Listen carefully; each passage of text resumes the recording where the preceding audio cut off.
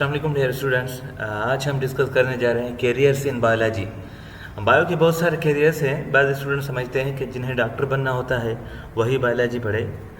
ऐसी बात नहीं, बायो के बहुत सारे कैरियर्स हैं जिनका हम वन बाय वन डिस्कस करेंगे। मेडिसिन एंड सर्जरी है, एग्रीकल्चर है, horticulture, forestry, farming, animal husbandry, fisheries and biotechnology. ये सारे कैरियर्स, ये सारे प्रोफेशंस बायो पढ़ने के बाद ही आप हासिल कर सकते हैं। तो आइए डिस्कस करते हैं one by one. Medicine and surgery. Medicine deals with diagnosis and treatment of disease. Medicine जो है वो डील करता है डायग्नोज करना, यानी बीमारियों को पहचानना, बीमारियों को डायग्नोज करने के हवाले से, एंड ट्रीटमेंट ऑफ डिजीज़, और जो डिजीज़ को ट्रीटमेंट करने के हवाले से मेडिसिन डिस्कस करता है। उसके बाद surgery deals with repair, replacement and removal the affected organ. Surgery जो है वो ऑर्गेन को रिपेयर करने के लिए, यानी कोई ऑर्गेन जो है एक्स्ट्रा होता है, बड़ा हुआ होता है, तो उसे काट कर रिपेयर किया जाता है, उसे सही किया जाता है। इसी तरह रिप्लेसमेंट की जाती है। कोई ऑर्गेन डिफंक्शन हो जाता है तो उसको निकाल कर दूसरा लगाया जाता है। जिस तरह किडनी अगर डिफंक्शन हो जाए तो एक किडनी को निकाल कर दूसरा रिप्लेस किया जाता है। और इसी तरह रिमूवल द अफेक्टेड ऑर्गेन, यानी कोई अफेक्टेड ऑर्गेन बिल्कुल रिमूव किया जाता है, बॉडी से निकाला जाता है। जिस तरह अगर हमारा गाल ब्लेडर है, जो पित्ता है, उसमें अगर स्टोन आ जाता है, पथरी आ जाती है, तो वो डिफंक्शन हो जाता है, तो उसे बॉडी से रिमूव किया जाता है। तो मेडिसिन एंड सर्जरी ये तो बहुत बड़ी फील्ड है मेडिकल की, बायो के हवाले से। इसके अलावा भी बहुत सारी फील्ड्स हैं जिनका हम डिस्कस करने जा रहे हैं। एग्रीकल्चर है। Agriculture deals with production of varieties of crops, fruits, vegetables. Agriculture deal करती है क्रॉप, फ्रूट एंड वेजिटेबल्स की वैराइटीज़ की प्रोडक्शन किस तरह बढ़ाई जाए, यानी क्रॉप्स को किस तरह जो है ज़्यादा से ज़्यादा क्रॉप हासिल किया जाए, फ्रूट्स की पैदावार जो है वो ज़्यादा से ज़्यादा किस तरह हासिल की जाए, इस तरह वेजिटेबल्स की पैदावार किस तरह ज़्यादा से ज़्यादा हासिल की जाए। ये एग्रीकल्चर एक्सपर्ट ही कर सकता है, क्योंकि उसे ही पहचान होती है कि इस क्रॉप को कौन से न्यूट्रिएंट्स की कमी का सामना है, मैग्नीशियम की कमी है या नाइट्रेट की कमी है, नाइट्रोजन की कमी है। तो ये एग्रीकल्चर एक्सपर्ट ही कर सकता है। इसी तरह सॉइल की पीएच भी होती है, वो भी देखी जाती है कि ये सॉइल की पीएच और इसकी एसिडिटी कम है या ज़्यादा है। ये सारी चीज़ें भी एग्रीकल्चर एक्सपर्ट ही कर सकता है।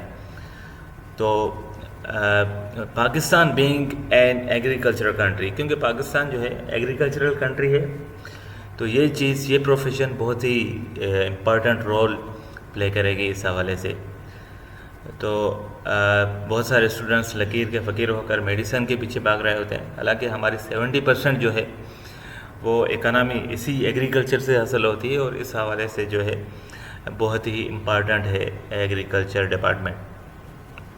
उसके बाद horticulture, this is also part of agriculture. ये भी एग्रीकल्चर का ही पार्ट है, लेकिन फ़र्क ये है कि इसमें प्लांट्स की, फ्रूट्स या वेजिटेबल्स की न्यू वैराइटीज़ पैदा की जाती हैं। उसमें सिर्फ वैराइटीज़ थी, उनको बढ़ाने के लिए जो है इस्तेमाल की जाती थी। इसमें न्यू वैराइटीज़ ऑफ प्लांट हासिल की जाती हैं। जैसे आपने देखा होगा कि फ्लावर्स की कितनी सारी वैराइटीज़ हैं, और इसी तरह एप्पल्स की कितनी सारी वैराइटीज़ हैं, इस तरह मैंगोज़ की कितनी सारी वैराइटी हैं। तो ये क्रॉसिंग वगैरह के ज़रिए मुमकिन होता है। तो ये सारी चीज़ें सिखाई जाती हैं हॉर्टिकल्चर डिपार्टमेंट में, जो कि एग्रीकल्चर का ही पार्ट है। उसके बाद है forestry. Forest are source of biodiversity. Forest जो हैं बायोडाइवर्सिटी का सोर्स है। बायोडाइवर्सिटी किसे कहते हैं? बायोडाइवर्सिटी 3rd चैप्टर में उसकी तफसील हम पढ़ेंगे, लेकिन बायोडाइवर्सिटी यानी मुख्तलिफ़ किस्म के जानवर और मुख्तलिफ़ किस्म के प्लांट्स किसी मुख्तलिफ़ ज़मीन के हिस्सों में रह रहे हो, तो बायोडाइवर्सिटी कहलाती है। तो बहुत सारी काइंड्स होती हैं प्लांट्स की, एनिमल्स की, जो किसी जगह रह रही होती हैं। इन फॉरेस्ट को किस तरह डेवलप किया जाए, उनको किस तरह प्रिजर्व किया जाए, बचाया जाए ख़त्म होने से, एग्जिस्ट होने से, तो ये सारा चीज़ें फॉरेस्ट एक्सपर्ट ही कर सकता है। क्योंकि आपने देखा होगा कि कोई जानवर अगर मर जाता है किसी प्लांट के ख़त्म होने की वजह से, तो वो फॉरेस्ट एक्सपर्ट ही पता कर सकता है कि ये जानवर किस प्लांट के ख़त्म होने की वजह से फौत हुआ, तो उस प्लांट को जो है वो दोबारा लगाया जाता है। इस तरह फॉरेस्ट्री डिपार्टमेंट भी बहुत ही ज़बरदस्त प्रोफेशन के हवाले से रहेगा। Farming, development of different kinds of farms, बहुत सारे फार्म्स जो हम लगाते हैं गांव देहात में, फ़िश फार्म है, केटल फार्म है, पोल्ट्री फार्म है। तो ये जो है इनकी प्रोडक्शन ज़्यादा से ज़्यादा किस तरह की जा सकती है, उनको कम खर्च में जल्दी कैसे तैयार किया जाए और किस तरह की फीड जो है उन्हें दिया जाए ताकि वो ज़्यादा से ज़्यादा प्रॉफिट हमें दे सकें। तो ये टेक्नोलॉजीज़ का यूज़ करके हम इनकी एनिमल्स की प्रोडक्शन बढ़ा सकते हैं और इस तरह उनसे मिल्क हासिल कर सकते हैं, ज़्यादा से ज़्यादा मीट हासिल कर सकते हैं, वूल हासिल कर सकते हैं एंड लेदर हासिल कर सकते हैं। उसके बाद animal husbandry, it is also part of agriculture science. ये भी एग्रीकल्चर साइंस का पार्ट है। Deals with the care and breeding of animals, ये किस तरह केयर किया जाए एनिमल्स को और किस तरह उनको जो है वो उनकी नस्ल किस तरह से बढ़ाई जाए। ये मुख्तलिफ़ किस्म के जो एनिमल्स होते हैं उनका यानी हस्बेंड चेंज किया जाता है। एक नस्ल का हस्बेंड दूसरे नस्ल का हस्बेंड जो है उसमें लगाया जाता है, तो एक तीसरी किस्म का नस्ल पैदा कर सकते हैं। जिस तरह घोड़े और गधे के मेलाप से खच्चर किस्म का नस्ल आपने देखा होगा, तो ये खच्चर जो है ये इसी एनिमल हस्बेंड्री की ही एक एग्ज़ाम्पल है। तो हस्बेंड चेंज करने से उनकी जो है वो एक अलग तरह की नस्ल पैदा हो सकती है। Fisheries, this profession deals with increased quality and quantity of fish production. Fisheries बहुत ज़बरदस्त प्रोफेशन है। ये भी डील करता है कि फ़िश की क्वालिटी और क्वांटिटी किस तरह बढ़ाई जाए, उनकी प्रोडक्शन किस तरह बढ़ाई जाए, फ़िश को कौन सा फीड दिया जाए ताकि उनकी ज़्यादा से ज़्यादा प्रोडक्शन हो सके। और इसी तरह फ़िश जो है प्रोटीन का बहुत ही बड़ा सोर्स भी है।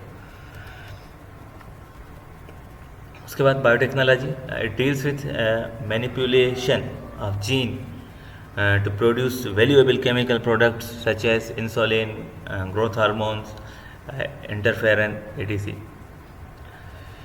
ये बायोटेक्नोलॉजी ये हमने पहले ही जो है चैप्टर में डिस्कस की थी जब हम पढ़ रहे थे ब्रांचेस ऑफ बायोलॉजी। उसमें भी आपको तफसील से बताया था कि इसमें जो है वो बायोटेक्नोलॉजी की मदद से किस तरह हम इकोनॉमी को डेवलप कर सकते हैं। अगर दूध की कमी आ जाती है तो हम जो ऑक्सीटोसिन होती है वो लगाकर ज़्यादा से ज़्यादा भैंस वगैरह से दूध हासिल कर सकते हैं। इसी तरह हाइब्रिड बीज हैं, उनके ज़रिए भी हम जो है वो क्रॉप्स की बहुत सारी जो है उनको भी डेवलप कर सकते हैं।